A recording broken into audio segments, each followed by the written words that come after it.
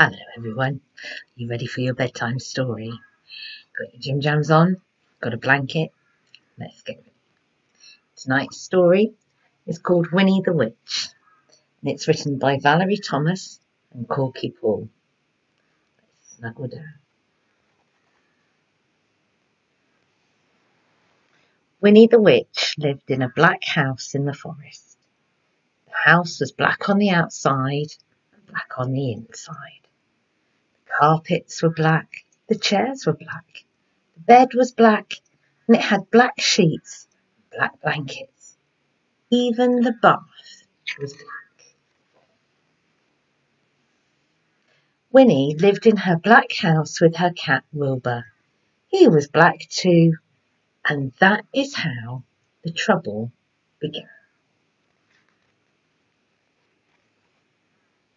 When Wilbur sat on a chair with his eyes open, Winnie could see him. Well, she could see his eyes anyway. But when Wilbur closed his eyes and went to sleep, Winnie couldn't see him at all. So she sat on him.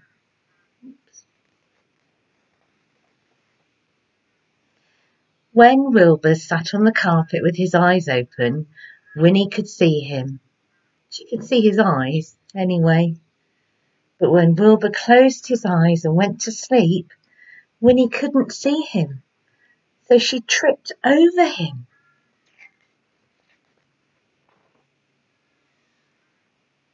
One day, after a nasty fall, Winnie decided something had to be done. She picked up her magic wand, waved it once, and abracadabra! Wilbur was a black cat no longer. He was bright green. Now, when Wilbur slept on a chair, Winnie could see him. When Wilbur slept on the floor, Winnie could see him. And she could see him when he slept on the bed. But Wilbur was not allowed to sleep on the bed. So Winnie put him outside in the grass. When Wilbur sat outside in the grass, Winnie couldn't see him, even when his eyes were open. Winnie came hurrying outside, tripped over Wilbur, turned 3 somersaults, and fell into a rose bush. Uh-oh. This time, Winnie was furious. She picked up her magic wand, waved it 5 times, and abracadabra!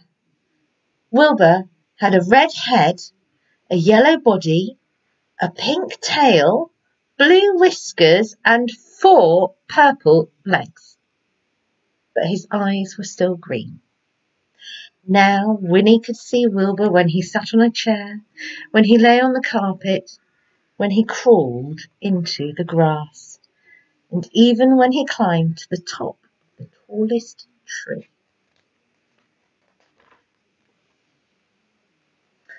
Wilbur climbed to the top of the tallest tree to hide. He looked ridiculous, and he knew it. Even the birds laughed at him. Wilbur was miserable. He stayed at the top of the tree all day and all night. The next morning, Wilbur was still up the tree. Winnie was worried. She loved Wilbur, and she hated him to be so miserable. Then Winnie had an idea. She waved her magic wand, and abracadabra! Wilbur was a black cat once more. Then Winnie waved her wand again and again and again. Abracadabra! Now, instead of a black house, she had a yellow house with a red roof and a red door. The chairs were white with red and white cushions. The carpet was green with pink roses. The bed was blue with pink and white sheets and pink blankets. The bath was a gleaming white. And now Winnie can see Wilbur no matter where he is.